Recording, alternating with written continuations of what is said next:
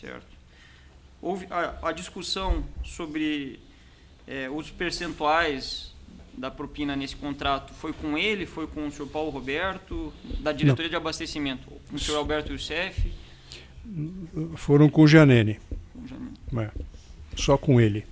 E a operacionalização? Depois do ajuste de valores que foi feito com ele, onde havia a participação do Alberto Youssef também, mas como ouvinte, ele indicou que o Alberto seria quem estaria responsável pelos recebimentos, já que eles aconteceriam ao longo do tempo do contrato. Né? E qual que foi as alternativas que surgiram para operacionalizar esses pagamentos? O Alberto Youssef chegou a sugerir o meio, ou foi o senhor que sugeriu? Bom, isso para nós era um problema, né? Como que nós faríamos saída de recursos. E ele ofereceu, né, uma oportunidade que nós poderíamos usar. Não era obrigatório, mas era, vamos dizer, ele se dispôs a ajudar nesse sentido e disse que haviam empresas que poderiam emitir notas fiscais, nós pagaríamos essa empresa e essas empresas passariam os recursos para ele. E foi aí que ele me apresentou o Valdomiro, que era o responsável por algumas dessas empresas. E essas empresas, então, não foram apresentadas como empresas deles, mas como empresa do Valdomiro? Eram empresas do Valdomiro, mas eram coisas que pareciam sob o domínio dele. Perfeito. Tá? Ele chegou a sugerir a utilização da empresa Sanco Cider? Sim, senhor. Tem relevância, doutora? Não, só para o contexto, excelência.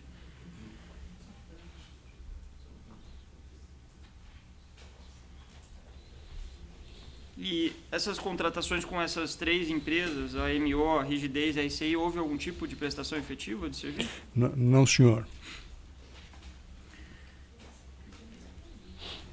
A entrega do dinheiro depois que contratada e efetivamente paga essas empresas, depois de devidamente pagas, a entrega do dinheiro era o senhor mesmo que efetuava, era o senhor Alberto Youssef, era o senhor Valdomiro?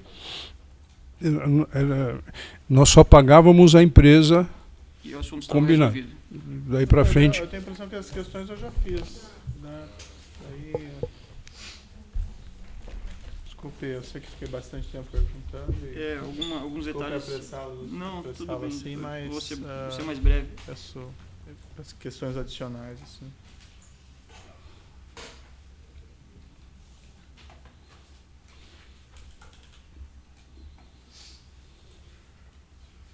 Sobre as doações, no caso da diretoria de serviço, dos pagamentos mediante doações ao Partido dos Trabalhadores, esse assunto o senhor chegou a discutir também com os demais empreiteiros, os demais representantes das consorciadas? Não, senhor. Não.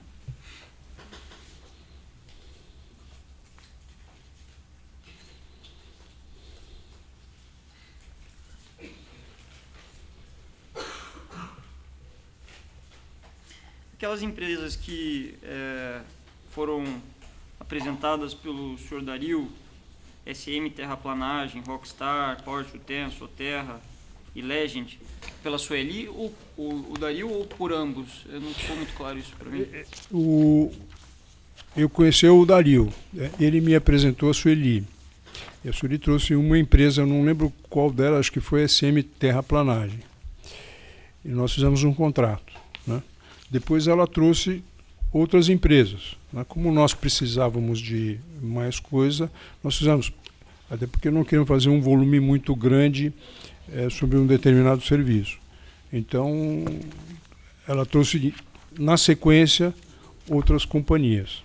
Essas outras companhias que foram por ela trazidas, o senhor chegou a comunicar sobre essas empresas com o senhor Dario, ou era algo que simplesmente a Sueli participava? Não, a conversa era com ela mesmo. esta operacionalização era diretamente com ela. Alguma delas chegou a prestar qualquer tipo de serviço, seja nesse contrato ou em outros com as empresas do seu grupo? Não, senhor.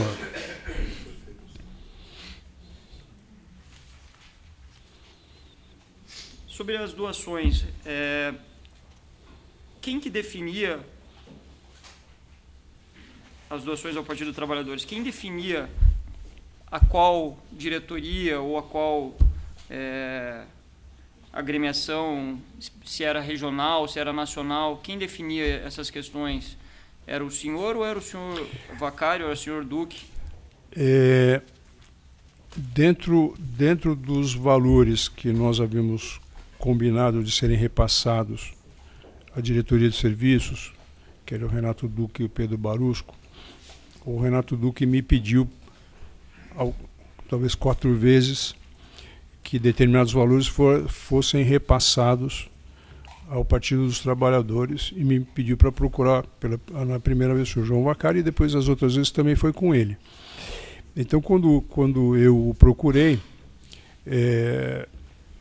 dizendo que queria fazer a contribuição, e ele que me indicou aonde essa contribuição, e como ela deveria ser feita.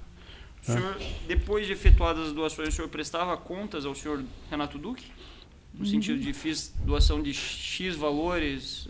Não, ele me pedia um determinado valor, e dentro deste valor eu propunha um parcelamento, uma forma de pagamento, e pagava. Ele nunca me perguntou se eu tinha pago ou não. Quem propunha o parcelamento? O senhor propunha um parcelamento ao senhor Renato Duque? Não, ao senhor João Vaccari. Ao senhor João Vaccari. O Renato Duque me pedia o valor cheio. Um determinado valor. Mas 2 milhões. Eu permiti a interferência, eu não entendi. E o Renato Duque, o senhor procurou ele mais de uma vez, pelo que eu entendi, nas doações? O Renato Duque? Isso, que ele solicitou doações ao Partido dos Trabalhadores por mais de uma vez. Sim, senhor. Ele me pediu. E alguma vez, sucessiva à primeira vez, ele lhe perguntou se o senhor teria efetivamente feito a doação que ele havia solicitado? Talvez você me perguntasse se tudo bem, deu tudo certo, tudo certo. Mas não me pediu assim nenhum detalhe, comprovante. Não, senhor. Desculpe, doutor. Alguma vez ele fez menção que tivesse conversado com o Vaccari sobre essas doações? Conversou explicitamente com o senhor sobre isso? Não, senhor.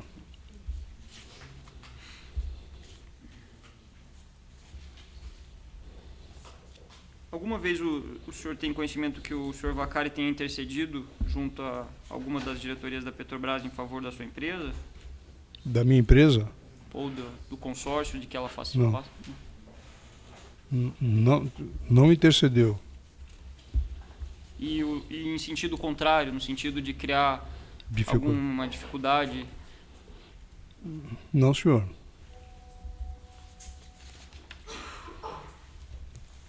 Questões finais. Com relação a... O senhor mencionou que, no caso da Interpar, a líder era a CETAL e o processo todo ficou sob a gestão da CETAL, né? No caso do consórcio CMMS, o senhor falou que participou da negociação das propinas com ambas as diretorias, mas que os pagamentos foram operacionalizados pela empresa líder, no caso Mendes Júnior, é isso? Não, foram operacionalizados pelo próprio consórcio. Pelo consórcio. O consórcio pagou diretamente às empresas. E essas empresas que o senhor mencionou, a Credencial, a Giffer e a CIB, como que se chegou nessas empresas? Foi o senhor mesmo? Foi outra consorciada? Não fui eu. Eu não sei dizer para o senhor como que se chegou nisso aí. Mas o senhor sabe se eventual contrato dela com um consórcio houve algum tipo de prestação ou foi simplesmente um contrato integralmente de fachada? Eu tenho dúvida, porque todas essas informações estão guardadas com o consórcio. Eu não tive acesso para poder pesquisar e apresentar, como nós apresentamos lá no caso da CETAL, todos os detalhes. Então, pelas informações que a gente tem, sim. Que eu quero dizer sim eram empresas que não prestaram serviços. Mas eu, para fazer esta afirmação, precisaria ter acesso à documentação. E o senhor chegou a formalizar esse pedido de acesso à documentação à líder? Não sei se formalizamos, porque de um instante para frente a comunicação entre as empresas ela ficou muito bloqueada, né? Ninguém queria conversar com ninguém. Mas o senhor chegou a fazer a solicitação? Não fizemos. Não eu pessoalmente não, mas o meu pessoal da minha contabilidade tentou fazer um contato para pedir esta documentação. O contato talvez até tenha sido feito, porque apesar do consórcio já ter terminado, a obra terminada, existem ainda pendências que vão ao longo dos anos, reclamações trabalhistas, enfim, coisas que o consórcio continua existindo ainda por 5 anos. Certo. Então, no nosso caso, quem faz a gestão disso somos nós. No caso da Replan é a Mendes Júnior, mas as empresas se reúnem, o pessoal financeiro se reúne para aprovar a conta, essas coisas, né? Quando o senhor foi ouvido no termo de colaboração complementar, o senhor falou que tinha feito uma solicitação em outubro. Para Mendes Júnior. Isso. Sim, senhor. Foi quando eu estava preparando a documentação, né? O senhor então, chegou a conversar com o líder da empresa? Não, senhor. Não. Essa solicitação foi feita no nível das pessoas que gerenciam esse final do consórcio e que quem tem acesso à documentação. Essa documentação, na verdade, toda está em algum arquivo, em algum lugar, né? Não existem pessoas específicas trabalhando nesse assunto todo dia, né? A última questão, o senhor mencionou que não havia recebido ainda no dia 10 de março essa documentação e que faria uma nova solicitação. O senhor chegou a efetuar essa nova solicitação? Nós conversamos, a pessoa encarregada lá do nosso escritório conversou algumas vezes e não obteve sucesso em receber essas informações, né? Foi dado alguma justificativa para não fornecimento dessas documentações?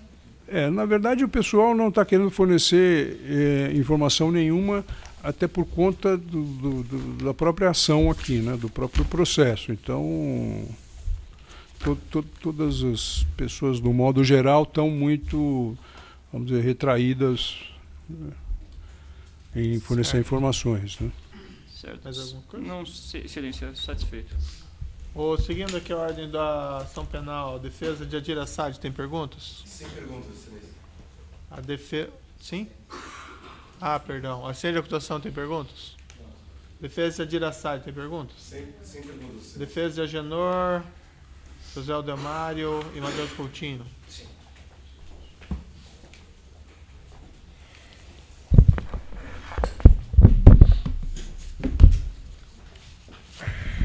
Boa noite, senhor Augusto.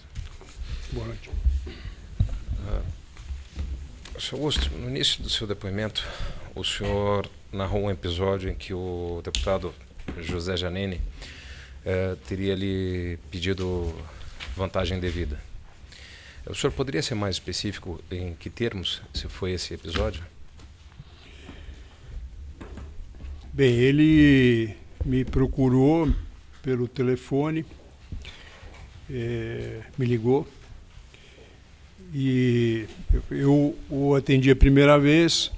Ele disse que queria conversar, nós acabamos não marcando, ele acabou insistindo diversas vezes em falar comigo. Acabei falando com ele depois novamente, alguns dias depois. Me pediu para ir ao escritório dele, eu fui ao escritório dele em São Paulo, no escritório que ele tinha no Itaim, e ele me disse claramente que ele era o responsável pela indicação do Paulo Roberto e que nós teríamos que fazer contribuições a eles se quiséssemos ter o contrato, se quiséssemos ter sucesso ao contrato, ou se quiséssemos ter negócio da Petrobras. De uma forma muito clara. Isso dizia respeito a esse contrato do consórcio Interpar ou todo e qualquer contrato na Petrobras? A A nossa conversa foi sobre este contrato da Interpar. Especificamente. Porém, ele falava como um todo, até porque o outro contrato, que era da Replan, estava, vamos dizer, encaminhado quando nós conversamos sobre isso. O outro talvez não tivesse assinado, mas a concorrência nós já éramos o primeiro colocado. O senhor lembra o ano em que ocorreu essa conversa? Acredito que tenha sido 2007. 2007. No seu último depoimento, o senhor também narrou um outro episódio com o deputado José Janene, que aí já seria no curso de um contrato em execução. O senhor está lembrado disso? Uma discussão, parece que é a respeito de um aditivo na construção de um forno. Forno? Não me recordo. Tem certeza, doutor? Ele narrou um episódio com o deputado José Janene. Aditivo de um forno? Que não seja um forno, mas o senhor teria narrado uma discussão a respeito de um aditivo. Isso não me recordo. Eu não me recordo nem do fato, nem de ter narrado. Pois não. Nessa conversa que o senhor teve... Mas especificamente onde foi que eu falei isso? No último depoimento em um outro processo aqui perante esse mesmo juízo. Veja, doutor, aí teria que ter o depoimento, porque eu também não me recordo desse episódio. Não, tudo bem, qualquer coisa a gente traz o depoimento para esse processo, para evitar qualquer tipo de dúvida. Nesse episódio, o deputado José Janene, ele foi assim, digamos, ele foi afável, ele foi... Não, muito agressivo. O senhor poderia definir em que termos foi essa agressividade? A agressividade é no sentido, você tem que contribuir. Se não contribuir, não tem contrato. A sua empresa se dedica a outras áreas da engenharia ou só a Petrobras? Predominantemente a Petrobras. Outras áreas, porém, predominantemente a Petrobras. Isso significaria, então, um considerável prejuízo para a sua empresa? Sim, porque ele estava falando ali no contexto da Petrobras. Né? Perfeito. Talvez este episódio que eu tenha falado de um forno, talvez tenha sido relacionado a outro contrato, onde nós tínhamos uma discussão com a Petrobras sobre uma mudança de especificação, onde foi discutido com toda a área técnica, desde do pessoal de execução de campo, gerência e tudo isso, e quando chegou na diretoria, o diretor Paulo Roberto não aprovou. E era uma coisa que, na minha opinião, ele fez erradamente. Tá. E entrou... Talvez isso tenha a ver com a conversa do Janene, porque foi uma coisa que aconteceram mais ou menos na mesma época. Certo. O senhor se lembra que contrato seria esse? Esse era um contrato onde nós trabalhávamos com o MPE na Reduc. E o que aconteceu efetivamente? Qual era o pleito que o senhor tinha nesse aditivo? A Petrobras havia feito uma especificação de uma coluna de destilação com um material que não existia. Nenhuma siderúrgica conseguiria atingir a liga especificada pela Petrobras. Na fase de propostas, nós pedimos preço para uma companhia que nos deu. Na fase de contratação, logo depois que nós ganhamos e assinamos o contrato, fomos colocar o pedido, e esta companhia nos disse que não poderia fornecer, pois não tinha aquele material. Nós então fomos atrás de outros fornecedores, não conseguimos identificar nada no Brasil, não conseguimos identificar nada no mundo, levamos o problema à Petrobras. Esta discussão se deu por um prazo bastante longo, talvez perto de um ano, até que a Petrobras aceitasse a proposição que nós fizemos de uma liga alternativa. Esse material teve que ser fabricado numa siderúrgica alemã, que era a única que que se dispunha a fazer. Isto foi enviado para a Índia para ser montado dentro dessa coluna e essa coluna enviada ao Brasil. Este era um material que não existia. A Petrobras, a partir daí, mudou a especificação deste tipo de coluna para esta nova especificação, que é mais uma evidência de que o material não existia mesmo. E dentro deste âmbito, a alegação do Paulo é de que isso era uma coisa que nós tínhamos que ter visto na fase de proposta e deveríamos ter levantado esse problema antes da contratação. Na verdade, isso é um detalhe tão pequeno que certamente nenhuma companhia teria conseguido identificar isso na fase de proposta. Bom, então, a discussão em torno dessa chapa, ela durou, aqui o senhor disse que durou aproximadamente 1 ano. Eu não lembro exatamente, mas deve ter sido coisa desse tipo. Nós chegamos a concluir a obra, sair do canteiro e voltar depois para montar especificamente este reator. Isso seguiu todos aqueles procedimentos. A discussão começou na obra, passou para o gerente de contrato, passou pelo jurídico. Isso é uma obra da diretoria de engenharia, né? E de abastecimento. Sim, passou por todos esses procedimentos. Todos esses procedimentos. E no final houve uma apresentação para o diretor. O gerente-geral da diretoria de serviços, ele disse aqui nesse processo que se ele tivesse alguma dúvida a respeito do mérito ou dos valores de um determinado aditivo, ele deveria pedir esclarecimentos para o gerente do contrato, para o pessoal, para aquela comissão de discussão na obra. Está correta essa afirmação dele? Sim, o processo dos aditivos, ele sempre acontece na obra com o pessoal da fiscalização da Petrobras encarregado na obra. Sim. Vai ser um time de... Certo, mas doutor, a gente já ouviu várias testemunhas sobre os negócios dos aditivos, até os gerentes têm que passar de novo para testemunha aqui. Excelência, eu acho que é importante, até porque ele não é apenas testemunha, ele é um colaborador da Justiça e é importante para se definir o contexto já foi ouvido dessa questão. Sobre isso e não tem referidade. Nesse processo não, Excelência. Não, então nesse processo não. Nesse processo não. Eu tenho uma pergunta. O senhor considera que o senhor considerou abusiva essa negativa do Dr. Paulo Roberto? Considerei. Houve um abuso de poder por parte dele? Sim, senhor.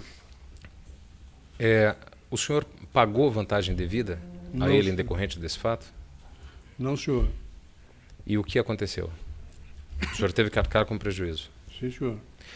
É por isso que o senhor disse que as propinas seriam por essa razão que as propinas seriam uma espécie de obrigatoriedade para as empresas? Sim, senhor. É por isso que o senhor disse que a capacidade de um diretor ajudar é muito pequena, mas a capacidade de destruir ou de atrapalhar é muito grande? Sim, senhor. Então, nesse tipo de acontecimento. Nesse tipo de acontecimento.